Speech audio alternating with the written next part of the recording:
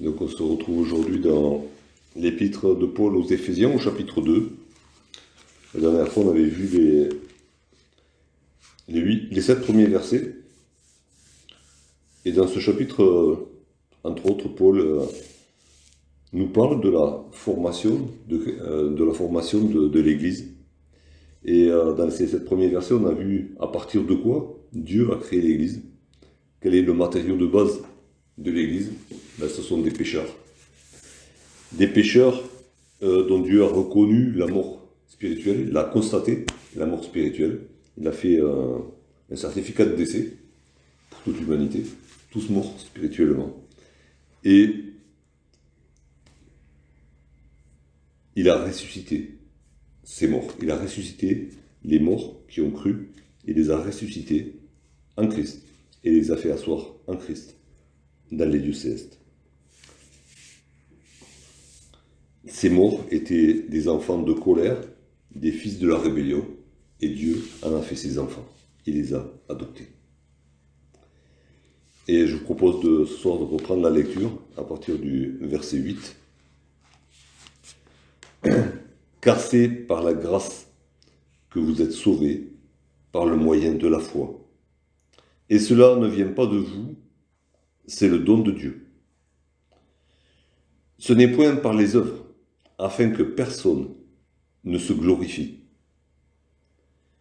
Car nous sommes son ouvrage, ayant été créés en Jésus-Christ, pour de bonnes œuvres que Dieu a préparées d'avance, afin que nous les pratiquions.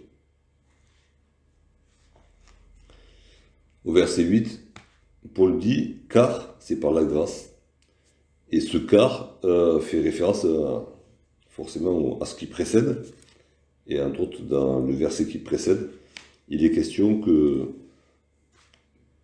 Dieu veut faire connaître, veut démontrer, veut montrer la richesse de sa grâce à travers ce qu'il a sauvé. Il veut faire connaître la richesse de sa grâce à travers ce qu'il a sauvé en Jésus-Christ.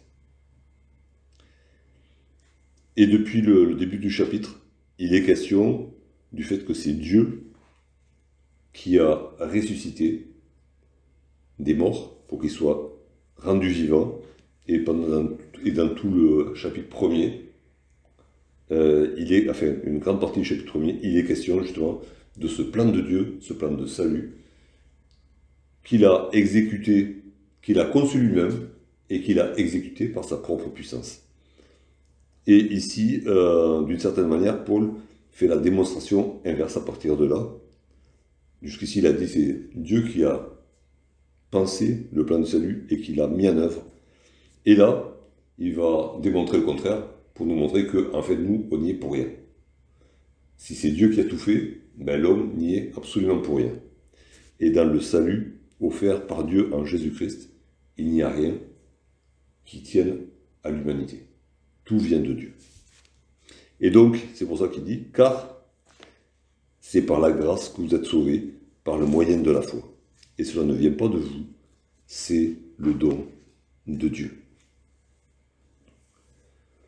Avant d'aller plus loin, je propose de lire quelques versets ailleurs, notamment dans l'épître aux Romains.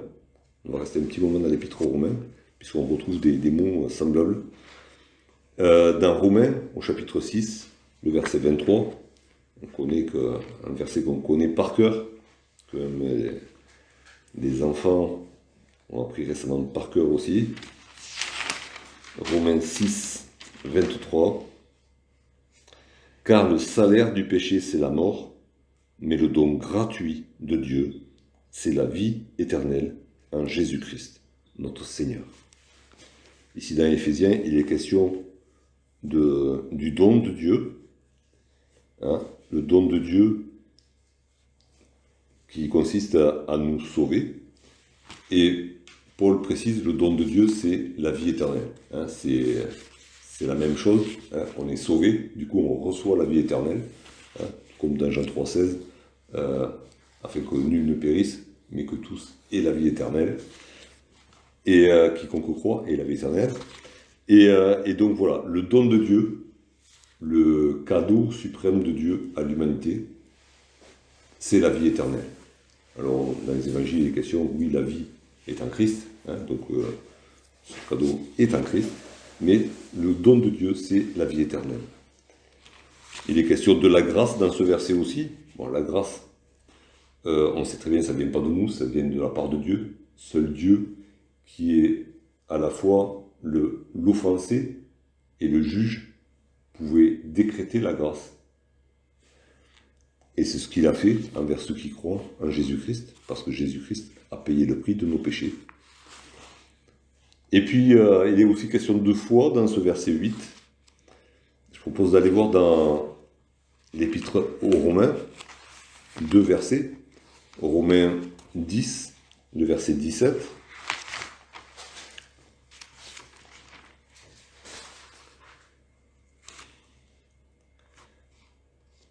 Ainsi la foi vient de ce que l'on entend, et ce que l'on entend vient de la parole de Christ. Dans Romains 12, le verset 3, « Par la grâce qui m'a été donnée, je dis à chacun de vous de n'avoir pas de lui-même une trop haute opinion, mais de revêtir des sentiments modestes selon la mesure de foi que Dieu a départie à chacun. » Et dans l'épître aux Hébreux, chapitre 12, le verset 2,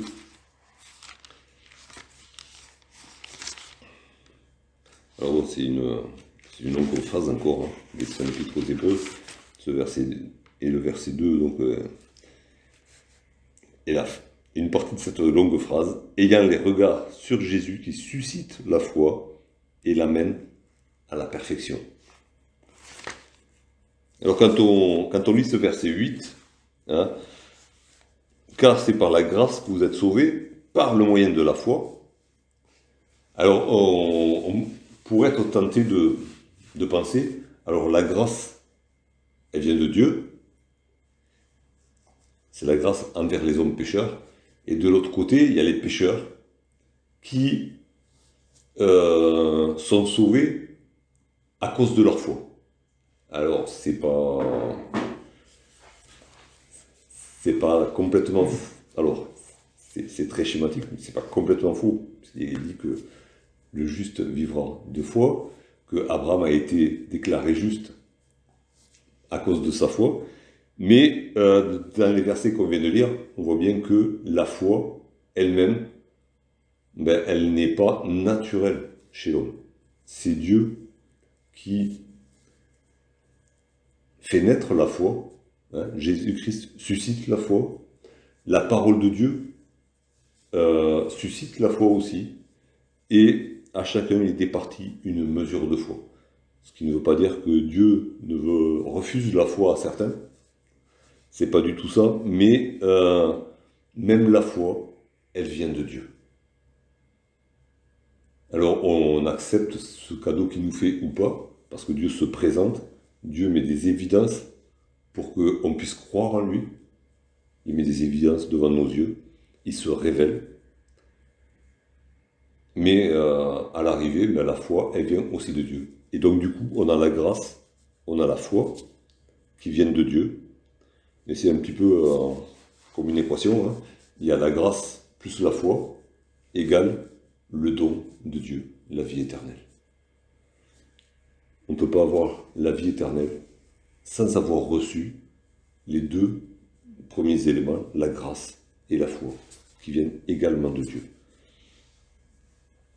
Et c'est pour ça que Paul dit, puisque la grâce et la foi viennent de Dieu, et elles produisent en nous la vie éternelle, qui produisent pour nous la vie éternelle, eh bien, du coup, ça ne vient pas de nous. Ça ne peut pas venir de nous.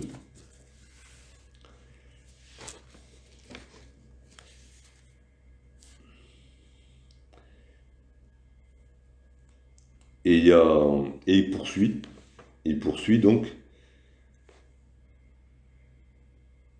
ce n'est pas par les œuvres afin que personne ne se glorifie. Ce n'est pas par les œuvres afin que personne ne puisse revendiquer la fierté. Hein, c'est ça, se glorifier. revendiquer la fierté de s'être sauvé soi-même. Et du coup, Paul le dit la même chose dans l'autre sens, dans l'épître aux Galates.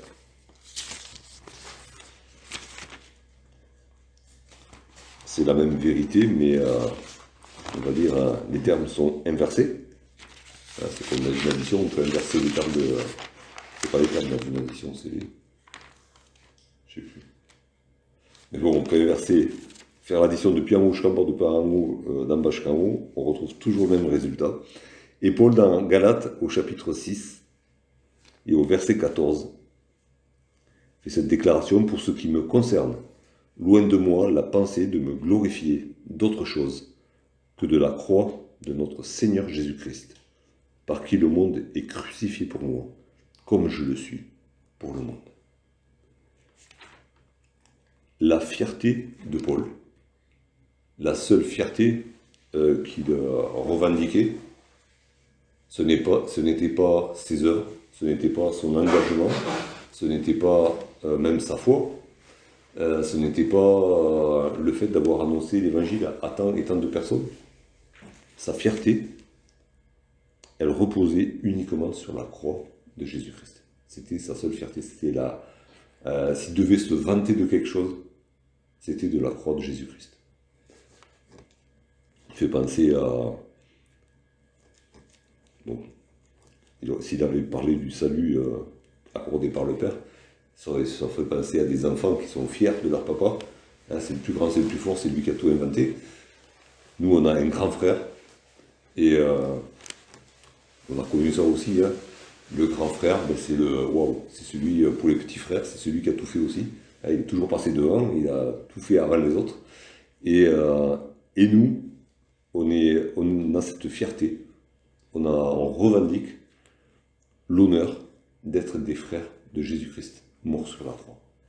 Et c'est là qu'est toute notre fierté, c'est là que le sens de notre vie, c'est là qu'est notre valeur, parce que notre vie a été évaluée à ce prix-là, le prix du sang précieux de Jésus-Christ.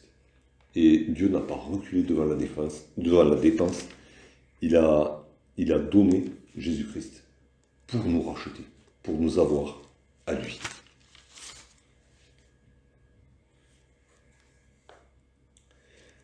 Et Paul poursuit: car nous sommes son ouvrage, ayant été créés en Jésus-Christ. Nous sommes son ouvrage ayant été créés en Jésus-Christ. Je propose d'aller lire un verset dans la deuxième épître de Paul aux Corinthiens. 2 Corinthiens, si je le retrouve.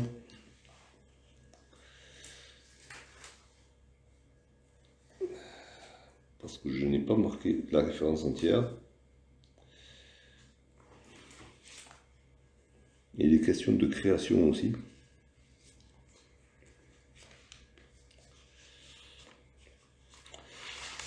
Désolé. Je croyais avoir tout noté. Eh bien non. On le retrouvera peut-être plus tard. Pour la prochaine fois. Mais en tout cas, il y a cette idée que dans le mot créer, il y a l'idée de... c'est peut-être un verset 17 de je ne sais pas quel chapitre. 5-17. 5-17, merci. Tu étais sur la piste du bon verset.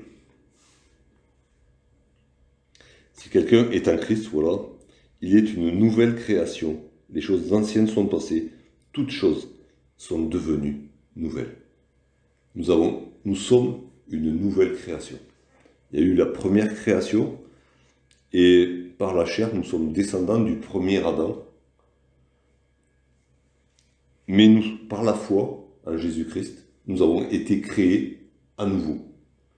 Et non plus à partir de la poussière de la terre, non plus dans le jardin d'Éden sur la terre, mais nous sommes créés en Jésus-Christ. On n'est plus tiré de la terre, on n'est plus attaché à la terre, on est attaché au deuxième Adam, celui qui vient d'en haut. Et du coup, on va dire, notre matière première, hein, de notre nouvel être, elle n'est pas attachée à la terre, elle ne se décompose pas, elle n'est pas mortelle, elle est immortelle, elle est attachée au Dieu créateur, elle est attachée à Jésus-Christ, mort et ressuscité. C'est pour ça aussi qu'on pourra participer à la nouvelle terre, à la nouvelle création, puisque c'est un nouveau corps qui participera à la nouvelle création. Et l'ancienne création est morte et sera détruite. Détruite et disparue. Notre ancienne nature est morte aussi. Voilà, elle est crucifiée avec Christ, comme Paul dit aux Galates. Et c'est ça qui fait notre fierté aussi, c'est que par Jésus-Christ, on est des êtres nouveaux, on est destinés à une vie nouvelle, éternelle, inespérée pour le reste de l'humanité. On est reparti à zéro. Et ça, c'est aussi le rêve de l'humanité depuis ses origines, pouvoir recommencer à zéro. Effacer le passé et recommencer. C'est le thème de myriades de films, de science-fiction ou même de western où voilà, on repart sur de nouvelles bases. On remet les compteurs à zéro. Ça, c'est le rêve de l'humanité. On n'y arrive jamais. Sur cette terre, faut pas se leurrer. Et dans l'espace, on n'y arrivera pas non plus. Hein. Faut pas se raconter des bobards. Mais par Jésus-Christ, c'est déjà fait. Et dans ce mot créer, il y a aussi une nuance que nous appartenons au Créateur. Et c'est important. Adam et Ève se sont révoltés et de ce fait, leurs enfants ont été des enfants de rébellion. Ils appartenaient au Créateur, mais ils ont refusé cette appartenance. Mais maintenant, nous qui sommes repartis à zéro, nous revendiquons cette appartenance. Et on ne peut pas faire autrement que de dire « j'appartiens à mon Dieu par Jésus-Christ ». C'est... La grande différence, même si on voulait repartir à zéro, sans Christ en dehors de ça, les hommes, ça referait la même chose puisqu'il y aurait toujours le péché. Et donc la vraie différence, c'est que nous, on peut repartir à zéro avec Christ et sans péché. Parce que si on repartait à zéro comme les hommes peuvent le faire, parce qu'on peut imaginer qu'ils peuvent vouloir effacer, repartir à zéro, il y en a qui ont tenté les choses, mais ça finit toujours mal parce que finalement le péché est toujours là. Ce qui leur manque, c'est de repartir à zéro sans péché. Pas juste de recommencer des choses, mais c'est d'être sans péché, c'est ça la grande différence. Pour ça que... Vraiment repartir à zéro, c'est repartir sans péché et sans la nature pécheresse. C'est pour ça que Jésus est appelé l'agneau de Dieu qui ôte le péché du monde. Et du coup, si on enlève le péché, l'équation est beaucoup plus facile déjà. Et surtout, il est là, il intercède pour nous. Et parce que Dieu est fidèle et juste, et puisque Jésus a payé le prix du péché, il pardonne à chaque fois qu'on se repent. Et on redémarre chaque fois à zéro. C'est... Mais parce que la nouvelle création, elle ne pêche pas. C'est l'ancienne qui pêche. La nouvelle ne peut pas pécher. Elle est sans péché. Tout à fait. Tout à fait. Mais donc, elle poursuit sa croissance. Voilà, elle poursuit sa croissance, même si la chair continue à tirailler à côté. Voilà. C'est vrai. Merci pour la précision. Et donc, nous sommes son ouvrage. Nous lui appartenons. Il nous a façonnés. Il faut voir aussi derrière, tout est conjugué quand même, c'est pour un groupe quand même, hein. C'est toujours vous. Il n'est pas question, alors il s'intéresse bien sûr à une assemblée, mais il n'est toujours pas question d'individus.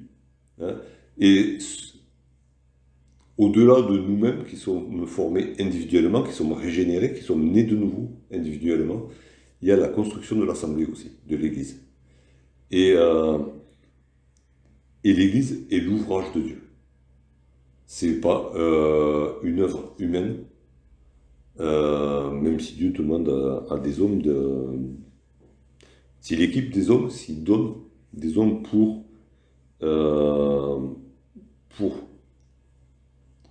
être des instruments de perfectionnement, et s'il utilise d'ailleurs tous les chrétiens, hein, et pas seulement certains, pour le perfectionnement de chacun et de tous. c'est l'œuvre de Dieu. C'est par la parole de Dieu, c'est par l'Esprit de Dieu, et pas autrement. Et c'est Jésus-Christ lui-même qui va rendre cette Église belle, sans ride ni tache, pour le jour de son retour. Et donc, s'il nous a créés à nouveau, s'il fait de nous son ouvrage, s'il nous transforme, s'il nous régénère, s'il nous purifie, encore une fois, c'est pas juste pour faire des potiches là, et nous poser en déco, hein. Du tout, du tout. Dieu fait toujours quelque chose dans un but précis. C'est pour, en vue des bonnes œuvres qu'il a préparées d'avance. Et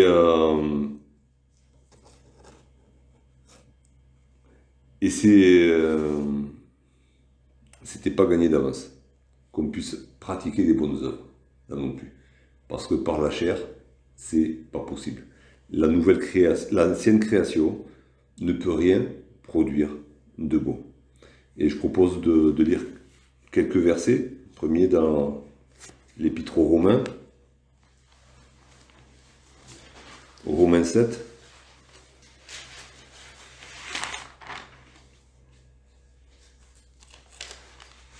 Au verset 18.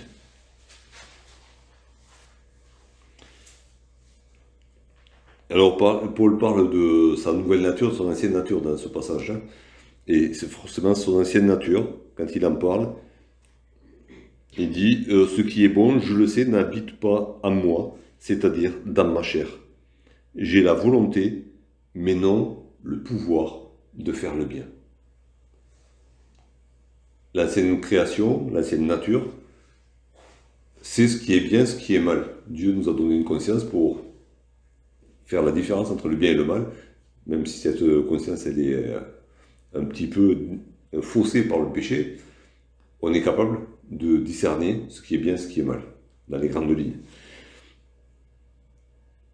Mais le bien, on est incapable de le faire, tout le temps. On ne pratique pas le bien avec notre ancienne nature. On en est incapable. Dans l'Épître aux Philippiens,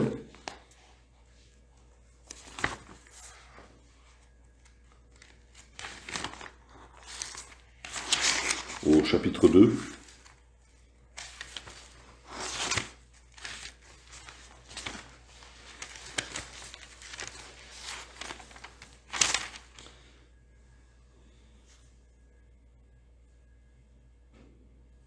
et au verset 13, Paul dit aux Philippiens, « Car c'est Dieu qui produit en vous le vouloir et le faire selon son bon plaisir. » Là, il parle aux Philippiens, nés de nouveau, et il dit, attention, ce que vous faites de bien, bah, c'est bien, mais c'est Dieu qui vous donne le désir de le faire et qui vous donne la capacité de le faire. Ce n'est pas vous qui décidez ce qui est bien de faire, c'est Dieu, par son esprit, par sa parole, qui vous enseigne, qui vous montre ce qu'il y a à faire, et qui vous donne la capacité, la puissance, la force de le faire. Rien ne vient de vous. Et si on se replonge dans Jean 15, hein, ce chapitre où Jésus se compare au cep, le Père et le vigneron, nous sommes les sarments, coupés de Jésus-Christ, sans les soins du Père, on ne peut rien faire. Par contre, émondé par le Père, rattaché au cep, on peut porter beaucoup de fruits. Et Paul nous le dit dans ce passage, dans ce verset 10 du chapitre 2 d'Éphésiens, vous avez été créés pour de bonnes œuvres que Dieu a préparées d'avance. C'est pas nous qui devons décider de ce qui est bon ou ce qui est le meilleur, de manière, parce que Dieu veut toujours le meilleur. Ce n'est pas à nous de décider ce qu'il y a à faire dans l'Église ou dans le monde pour apporter la parole. C'est à l'Esprit de Dieu de nous montrer ce que Dieu a décidé pour chacun de nous, pour l'Assemblée tout entière. C'est Dieu qui a préparé des œuvres Et c'est à nous de nous laisser guider dans ce chemin, de nous laisser éclairer pour voir ce que Dieu veut que nous fassions. Et ensuite, on s'en remet à Dieu pour pouvoir le faire. Parce que de toute manière, c'est son plan à lui et il nous dépasse, mais alors de loin, de loin. Et si on y va par nous-mêmes, on va tout rater. Même si on est content de nous, on aura raté ce que Dieu veut qu'on fasse. Parce qu'on l'aura fait sans lui, on l'aura fait à notre manière, avec nos forces. Et pour certaines choses, c'est sûr que nous, on ne va pas passer la porte, quoi. On va faire 2 pas, qu'on sera déjà par terre. Alors, à nous de demander à Dieu de nous ouvrir l'esprit, de nous ouvrir les yeux, de nous éclairer, de nous ouvrir la parole pour connaître sa volonté et pour recevoir de lui la force d'accomplir ses bonnes œuvres. Et c'est intéressant parce que ces bonnes œuvres, il les a préparées d'avance afin que nous les pratiquions. Et c'est le même mot qui est utilisé au verset 2 de ce même chapitre. Vous étiez morts par vos offenses et par vos péchés dans lesquels vous marchiez autrefois. Vous étiez morts par ces péchés que vous pratiquiez. Et là, on n'est plus l'homme nouveau est appelé à ne plus marcher dans le péché, à ne plus pratiquer le péché, à ne plus produire de mauvaises œuvres, mais à se soumettre à Dieu pour marcher dans les bonnes œuvres que Dieu a préparées d'avance.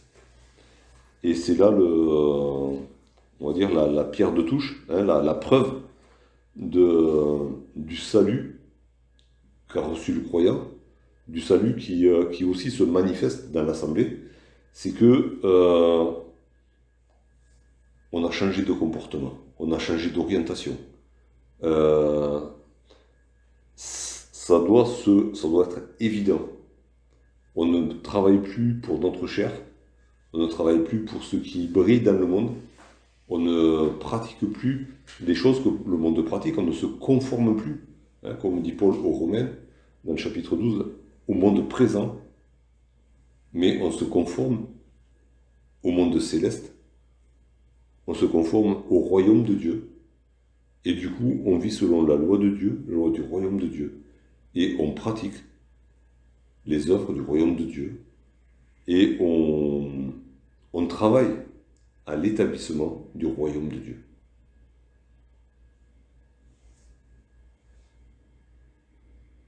Et tout cela pour une seule raison, c'est que si nous sommes sauvés, c'est par Jésus-Christ, par la grâce de Dieu et par la foi qu'il a fait naître en nous. Et du coup, tout ce qui est humain disparaît. Et il ne reste dans le royaume de Dieu que ce que Dieu veut. Et rien de nous. Jamais rien de nous. Dans le royaume de Dieu, il n'y aura rien d'humain. Même si Jésus-Christ est à la fois pleinement Dieu et pleinement homme, il n'y aura rien qui vienne de la terre. Tout restera à la porte. D'ailleurs, il ne restera rien de la terre. C'est réglé. Mais dans la sienne n'entrera que ce qui vient de Dieu. Et quand on se présentera devant Dieu, qu'est-ce qu'on aura à lui présenter? Les œuvres que lui-même nous aura mis à cœur et qu'il aura accomplies à travers nous. Mais rien de ce que nous, on aura fait. Il est question, c'est dans l'Épître aux Corinthiens, je crois, que Paul dit il a posé le fondement, que chacun prenne garde de la manière dont il construit. Il y a des matériaux précieux qui viennent de Dieu et des matériaux qui ne passeront pas à l'épreuve du feu et qui viennent de l'homme. À nous de toujours construire avec des matériaux précieux sous la conduite du divin architecte pour que notre œuvre puisse subsister et de toute manière l'œuvre de Dieu se réalisera.